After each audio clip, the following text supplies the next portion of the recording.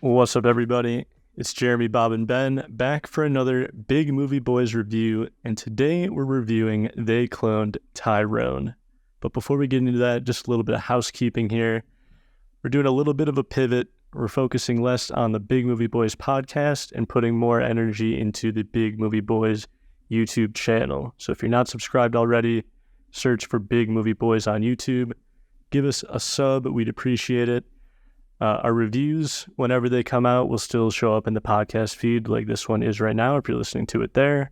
There may be some additional content that still gets put to the podcast feed, but other content that you have come to know and love, like Big Movie Boys challenges, will now be published exclusively on the YouTube channel, and there will be one of those coming up soon. So just a little bit of a change there. Hopefully none of our 5 listeners are too upset by that. But YouTube, so but I think you're gonna expect even more and even better content over on YouTube, so give it a shot, check it out if you would, please. We'd appreciate it. But for now, we're gonna get right into our review of They Cloned Tyrone. The movie was released to Netflix on July 21st, 2023, written by Tony Rettenmaier and Jewel Taylor, 2 of the 6 credited writers on Space Jam: A New Legacy. So I'll just go out and say it. I think the other 4 writers may have screwed that movie up a little bit. This movie was directed by Jewel Taylor, his feature film directorial debut. This movie stars John Boyega, Jamie Foxx, Teyonah Parris, and guest stars Kiefer Sutherland and David Alan Grier. We'll keep it spoiler-free to start since this just came out recently. Ben, you watched this a couple days ago per the suggestion of the Big Movie Boys Twitter account, if I'm not mistaken. What were your top-level thoughts after watching it? I think I originally just wanted to watch it because I thought the title was like just fun to say. I just kept saying They Cloned Tyrone as I was watching this movie. And then, then once I saw that suggestion, I had to give it a go. Bad timing on when it was released during Barbenheimer, but just watching it I just had a good time watching it. It was fun. Jamie Foxx was just super funny in this movie the entire time, and I think he kept me just interested. I feel like this was a type of movie, a Netflix movie, where I would just like pick up my phone, kind of like when it was like a dead moment, scroll for a minute, and then be like, oh shit, this seems funny, let me put it down. And I ended up basically watching most of this movie without being distracted by my phone, which is something I feel like when I'm watching a Netflix movie nowadays. But Bob, what did you think? I don't know, man. It's a lot to say for somebody who's on a movie podcast.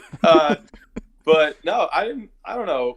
When we talked about reviewing it, the name sounded familiar, and I think I might have seen a preview for this like months ago, or maybe a teaser or something like that. But I really didn't know anything about it at all. Had 0 expectations going in. I just said, "Fuck it, let's put this son of a bitch on." And I was thoroughly entertained. I was not expecting this movie to be as enjoyable as it was. I was just kind of literally went into it completely blind. And I left liking it a lot, I'd say. Yeah, I'll agree with you guys. I had heard a little bit about it. I don't think I had even seen a trailer for it. But as you guys mentioned, it was very entertaining. I think it's a movie that came straight to Netflix, which has a little bit of a negative connotation, I feel like more recently in particular, a lot of Netflix movies feel like the straight to DVD movies where like the quality just isn't there. This was not the case. This was a nice surprise in my opinion. For anyone who doesn't know, isn't even familiar with what the movie is, maybe you got lost in the sauce of Barbenheimer weekend, as you mentioned. Pretty poor timing on Netflix's part there. The one-sentence synopsis from IMDb is: a series of eerie events thrust an unlikely trio onto the trail of a nefarious government conspiracy in this pulpy mystery caper.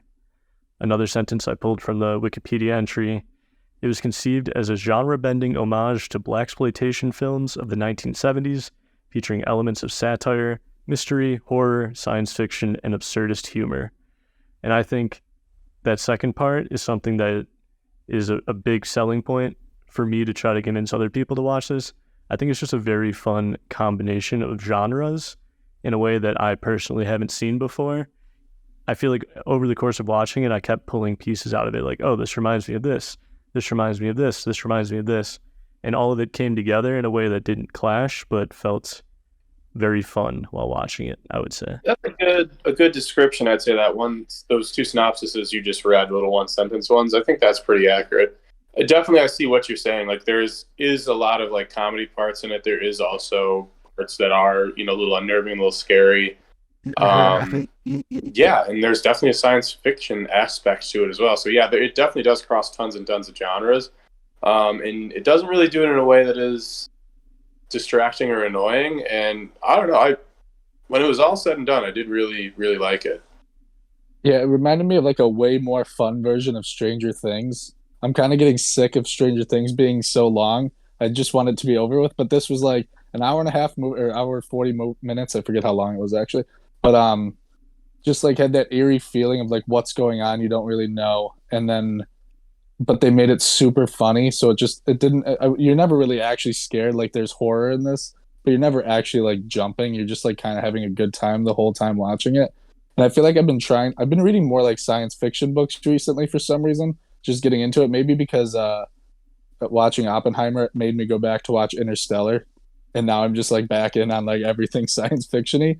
And so this movie was like fun to just like a different way of telling a story like this. Yeah, and I agree that all those genres I just mentioned, I think they do all of them well. Like I don't think they like had to pick and choose. I think they committed to all of them and did all of them well. The mystery elements to it, I think, were really well done.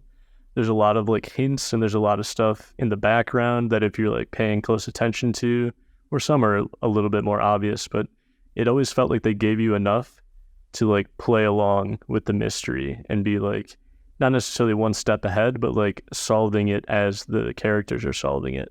And in my opinion, that's always kind of like the most fun element of a well done mystery tale. And on top of that, I think the comedy was like pretty stellar across the board. Unfortunately, a metric we like to use for how good a comedy movie is how quotable it is. No one on this podcast is going to be quoting a lot of the lines in this movie for obvious reasons. Yeah, that's tough. But don't let that take away from the fact that there's a lot of very funny lines. I think Jamie Foxx in particular gets a lot of them. But Teyonah Parris's yo-yo gets a lot as well. I was laughing through a good chunk of this movie. She was super funny too. They're like dynamic how they just had Fontaine be like the straight guy and then have two like jokey characters. Obviously Jamie Foxx is the more jokey character, but it was like the perfect combination of three random people, I feel like. Yeah, Jamie Foxx's character being Slick Charles, I kept calling him Slick Charles. I know, when that first happened, I'm like, that has to be an homage to that, right? 100% has to somehow be related to The Wire. It's just way too close of a name. Very different character, though. But the Slick Charles character in this movie is a lot more funny than Slim Charles in The Wire. I can agree. Staying spoiler-free for now, I also think...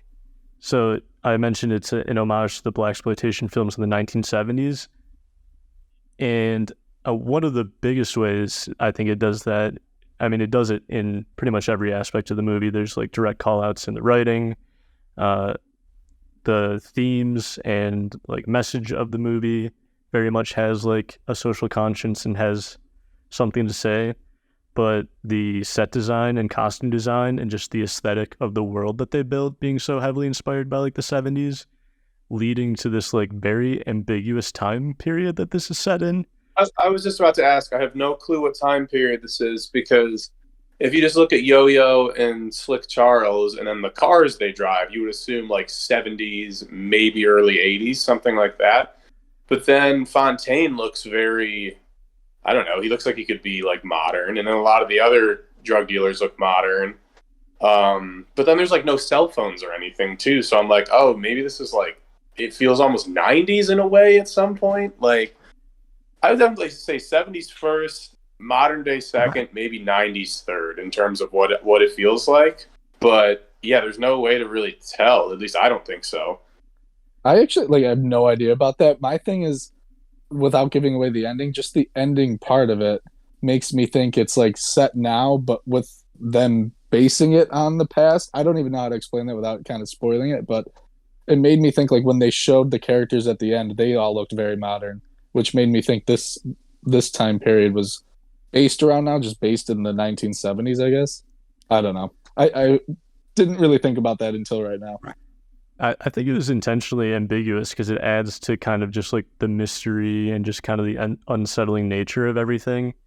There's places where like you would expect to see dates or hear dates mentioned, and like they intentionally don't include them on like John Boyega, his little brother died, and there's like a little like in memoriam thing posted on the fridge, but there's like no dates on it and stuff like that. I think the only date that is mentioned, or at least that I can remember, is Jamie Foxx saying that he won the 1995 Players' Choice Pimp of the Year award or something like that. True, yeah.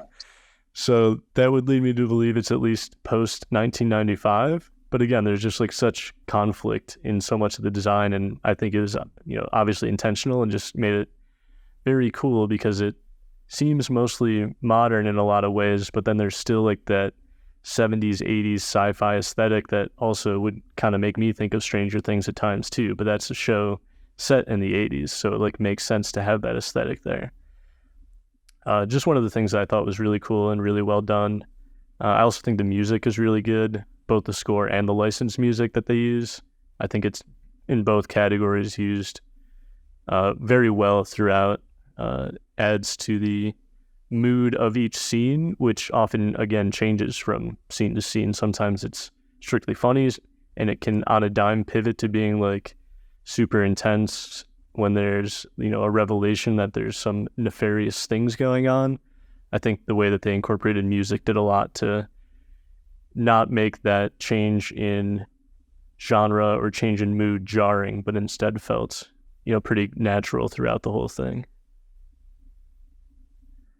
And then I guess the last thing I'll say personally, pre-spoiler, is I kind of mentioned it before, but there's definitely this movie definitely has something to say. Like there's definitely a message. There's allegories that are made, and it makes social commentary in a way that doesn't come at the sacrifice of any of the creative process of the movie. I think that's something that people really appreciate from like Jordan Peele's movies.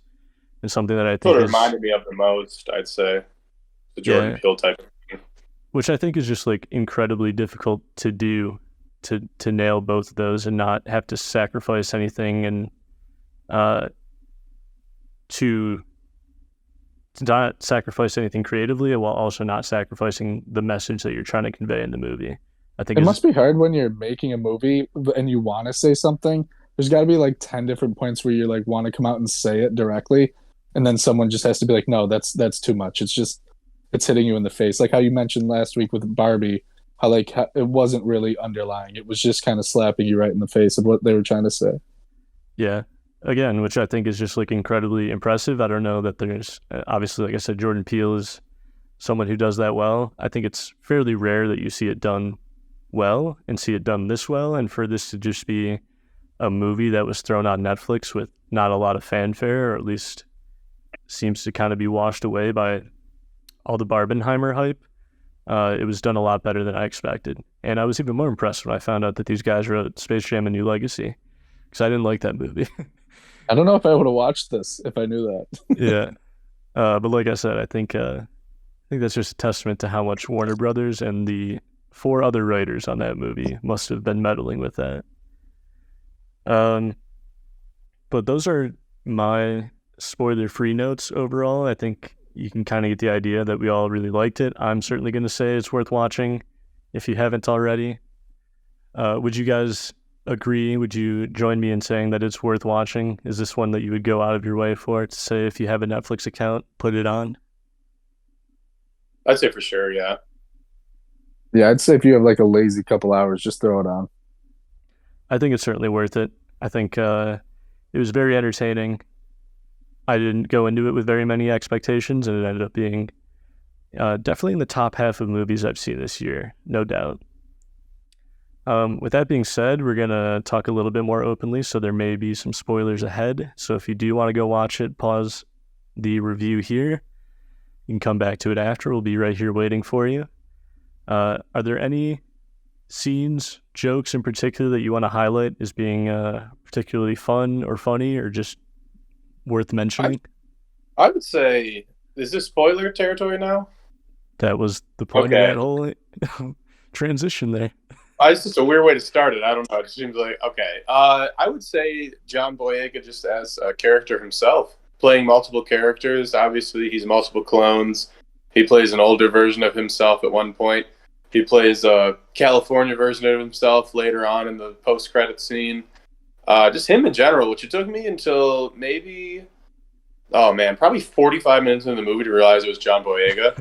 I Googled on my phone because I wanted to see, like, the cast or whatever. And I was like, that's John Boyega? Like, it didn't look like Finn. He looked different. Granted, I think it was like the grill he was wearing kind of like changed like the shape of his mouth a little bit. Because when you saw him later on, he wasn't wearing the grill. It looked just like John Boyega. But for a while, I did not know that was him. Were you even watching the movie, Bob? It looked exactly like him. I've never seen anything he's been in, so like I guess maybe it just stuck out because I knew he was in it. But yeah, I guess the whole time I was thinking that is John Boyega. So that's where I differ from you. I've only seen Star Wars that he's been in. So he didn't. I mean, once I realized it was him, then yes, it looked exactly like him. That scene where he's wearing the stormtrooper outfit. That's when you're like, oh, there he is. Yeah. It took me a real long time to realize it was him, though. I think my favorite part of this movie was when they're in like the chicken place, and they're realizing the laughing is what's doing it to people. Like they know something's up in the town, then not just with Fontaine. And then that white guy with the afro, how they just kind of have white guys with afros is really funny. That is one of confusing my favorite recurring jokes is the white guys with afros. And it's so funny. And then him going to have sex with Yo-Yo is so funny. And then like she's obviously using him to look at the screens, and she's talking about chicken with him, and he just is getting so turned on. I thought that was my favorite scene about it. Yeah, the white dudes with afros, it just keeps coming back. You keep noticing more and more of them, and it gets funnier every time. That was one that I highlighted as well. Another like semi-recurring joke was Yo-Yo making references to like Nancy Drew as they're like trying to uncover the mystery, and just the Nancy Drew references they keep making, and how she initially says like, oh yeah, this is just some Nancy Drew missionary type shit. But then they like start uncovering the mystery and realize it's like way more intense. And she's like, no, this is not Nancy Drew. This is something way deeper than that.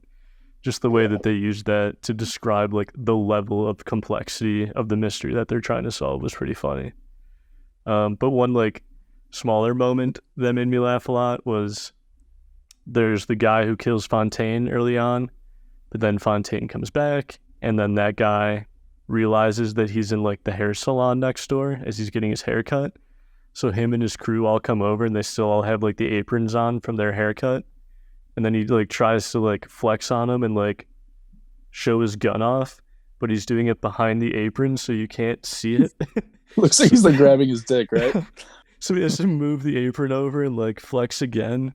And it just like, I don't know, that was just like a little physical comedy piece that made me laugh pretty hard in the moment. But as far as the mystery is concerned and the way it's uncovered and everything, that like I said, had a lot of fun with it. I felt like they gave you enough steps over and over. One of my favorite scenes in particular is when they first discover the lab under the trap house, and just everything involved with that, with Slick Charles accidentally killing the guy, to them discovering Fontaine's body. The guy was great.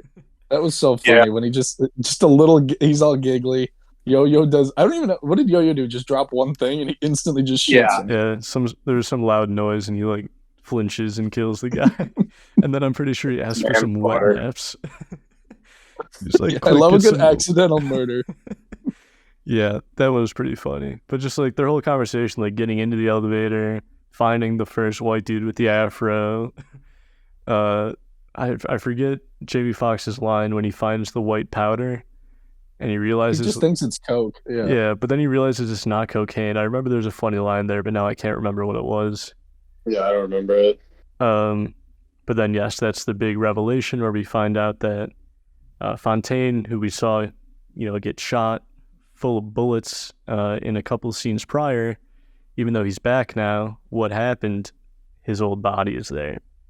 I will say, obviously, it's a kind of fun, older sci-fi trope, the whole like mind control, cloning, stuff like that. I do feel like you have to suspend your disbelief a bit when you think about how Fontaine being like the most important clone, arguably in this town, he gets shot, they bring him back to life, and then they don't monitor him at all after that. And also they just expect the guy who put 10 bullets in him to just be okay with the fact that he's walking around the next day. That was just like the little hiccup in the logic of the movie. No, you can't think about that, Jer. I don't get why they have the clone of Tyrone or Fontaine then just like walking around. I don't understand that. Why they let him loose again? If That's kind of that's what what I mean. happened. Yeah. That's a great point. Like when he was walking around when Fontaine was at the liquor store and then saw himself from the night before walking around with the bloody sweatshirt. You remember that scene? And he follows the truck, and that's what takes them to the hideout. Like, one, how is his original self still alive and walking around on the street? Two, how the fuck did they even let that happen? And then three, that seemed like like the little trap house with the escalator down or elevator down. Why are they just keeping his body there? You saw how much bigger the entire base was, and if he is the most important clone, why did him dying just be put off in this like small little laboratory that's easy to access, obviously, because they literally took the elevator right down. I don't think they had their key card yet that they got when they went in through the church. So like it kind of just had to happen because they had to figure shit out. But if you look, like, once it gets bigger and bigger, you're like, well, why the fuck was his body ever there? It almost makes it feel like maybe he dies a lot and it's not a big deal when they have to bring out a new clone for him or something. So like they just got a little lazy with it. But then it doesn't really feel that way later on because he's obviously super important. If he's dying a lot, though, why is everyone not catching on? Right? Can you answer a dumb question for me, Jerry? You probably paid more close attention because you're saying there's the play along and hints. Maybe if I watched it again, I would know what the hell you're talking about. But is everyone in this town a clone? Is that what we're getting at here? They're just kind of monitoring, Not seeing everyone. what would happen. No, it's not everyone. It's like the big players who kind of keep that neighborhood down. You know what I mean? That's why like the drug dealer, the pimp, like those particular people in the town are clones because they're part of what's keeping all these people down. But like in the scene outside of the nightclub, where it's like the zombie-like scene where everyone's like in a trance, and then that's when Kiefer Sutherland comes out and introduces himself as like the number 2 guy in charge. Everyone there was susceptible to like the mind control phrase except for Yo-Yo, because she's just, a dime a dozen prostitute, so they don't have clones of her or anything. They don't, have to bother doing anything with her. Gotcha, okay. Yeah. I don't remember the point I was going to make off of whatever Bob said, but, I was just going to say, so if I were to contradict like my last point or like try to make it make sense, you can just say like in the end it's all mind control, right? That's basically what the objective of this was. They had chemicals in the food, in the grape drink, in the perm cream, in the music, like all these different elements that were being used to like mind control and subdue this town, this neighborhood. So you can just say like whatever. It doesn't matter that people notice Fontaine coming back because ultimately they can make him forget or whatever like that. That's, I guess, the movie logic I would use to make it make sense. But again, as you learn more and more about how complex this operation is and like how surveilled everything is, it just didn't really make sense when I went back to think about it, about, okay, they brought Fontaine back. Why are they letting him go and discover this laboratory in the first place? I would assume he's like monitored 100% of the time. But whatever, minor nitpick in the kind of sci-fi premise here. But so another fun scene that I thought that played into the unraveling of the mystery was the discovery of Fontaine's mom not existing, just being a tape recording. That being something that, was come back a few times prior to this, where he's always preparing her food, knocking on the door, and she gives him some excuse as to why, he doesn't need to come in. By the time we get to this scene, I think it was, again, set up enough times that you could kind of predict what was going on, but it felt cathartic when you actually open it up, realize it's tape recording. I think that's one of John Boyega's best scenes as well, acting-wise. His reaction to that was very cool. I don't know if you have any other scenes involving the mystery elements of it all that stick out to you like that one. No, I think one of my favorite scenes was when they were down in those pods with the other clones after they let them all out, and Slick Charles pulls his little move to end up killing who's the guy from 24th, Kiefer Sutherland? Yeah, it's Jack Bauer. Jack Bauer is who I was thinking. When he shoots Jack Bauer, that's a fun scene. That's good. That's another good Jamie Foxx scene, as always, a callback to his Goodwill suit or whatever they call it a couple times. A lot of good callbacks. I don't feel like they ever beat a dead horse with any of the jokes, but there's a lot of jokes that they come back to multiple times that always hit for me. I also like the scene where we get kind of the final act plan. Yo-Yo has been abducted. She's getting clockwork oranged in the underground labs. And so Jamie Foxx devises this scheme, and we kind of see it happen, and then they, rewind a little bit, and we see how it all actually played out. And then as Fontaine is faking his death to get into the lab, we see Slick Charles going around getting the cavalry. The shot of everyone driving through the streets with the music playing in the background, I thought was just a very cool moment. And then it culminates with them getting to the liquor store. Another white dude with an afro working at the liquor store, and he's like, show me the entrance to the lab. He has a funnier line than that, but then they go in, start causing havoc in the underground lab. I thought that was a very fun and well-executed scene all around.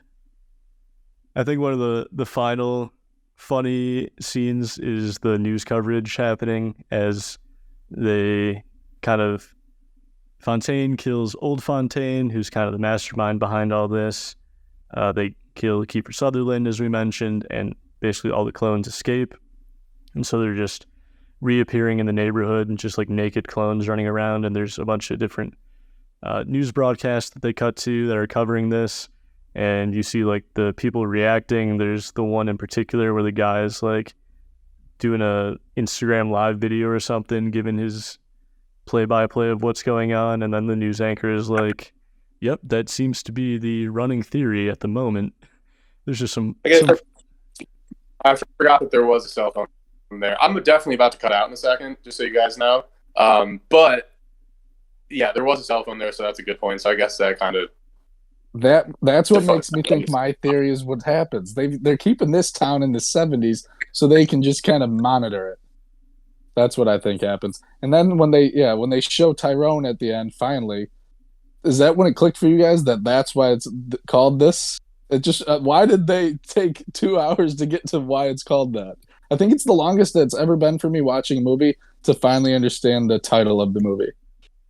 Yeah, I agree, because I spent the first 10, 15 minutes wondering who Tyrone was. I feel Fontaine was I thought that was his nickname. Yeah, I was like, did I miss Tyrone? Did they introduce him already? I feel like these are the three main characters we're going to be following for a while.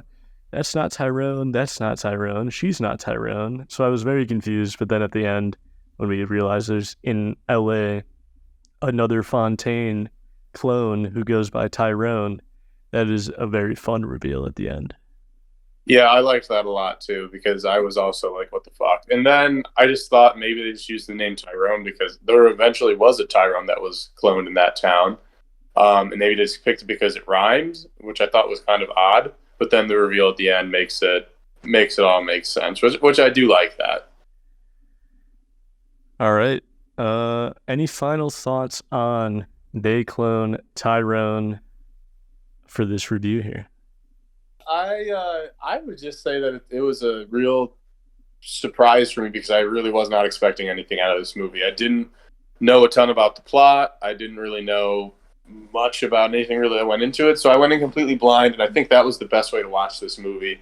I hope if anyone's still listening, which at this point it's already been spoiled for you, or you already watched the movie, if you could go in blind like I did and watch it, I would recommend it doing that way, or recommend doing it that way, just because I don't know, I just really enjoyed watching it, and I think that was kind of the reason I enjoyed it so much is because I wasn't expecting anything. So everything that happened was a complete surprise for me. I had no idea what type of movie it was going to be. Wasn't expecting it to be as funny as it was. So I think everything just delivered for me. It delivered on something that I didn't know I was looking for. I like that point. My thing is, I hope Netflix just does more movies, not like this, but just movies that are like just random. I feel like I just see way too many like just movies that are very similar. A lot of rom-coms, a lot of just stupid sci-fi looking movies that aren't like even good. And like you'll watch like 15 minutes of it and just be like, I know this is going to be horrible. There's just bad jokes early on. I wish they would just take more like chances like this and make more movies like this. Hey, and maybe they do. And I have a podcast where I could try to find these movies and talk about them, but I'm not going to. Yes, this was a surprise. This did, I agree, deliver on something I didn't know I was looking for. I think the fact that it was able to have a message and have themes on like systemic racism and the man, as it's pointed out to, which is kind of a blaxploitation trope, putting down communities of color and stuff like that without again sacrificing any of the different creative elements of this movie. The fact that it's able to traverse all these different genres without it feeling jarring, I think this is a definitely worthwhile watch. Definitely will end up pretty high on my list for the year, I think, when we look back at 2023. And who would have guessed 3 great movies came out on the same weekend? But people are really only talking about 2 of them. But maybe this convinced you to watch it. Let us know in the comments below if you watched the movie, if you enjoyed the movie. And I think that'll do it for Jeremy. Where does review. this rank out of those 3 movies then for you from that weekend? It's tough. It might beat up Barbie, honestly. It might go Oppenheimer, Tyrone, Barbie. That's kind of where I'm at right having now. only seen Oppenheimer and They Cloned Tyrone, I can agree with you wholeheartedly. But they're all good. Like they're all very good. Oppenheimer's kind of in a league of its own right now, but all 3 of them worth watching, 100%. But yeah, that'll do it. As always, thank you for listening. Thank you for watching. Drop a like, drop a sub, and we will see you for the next review. Peace.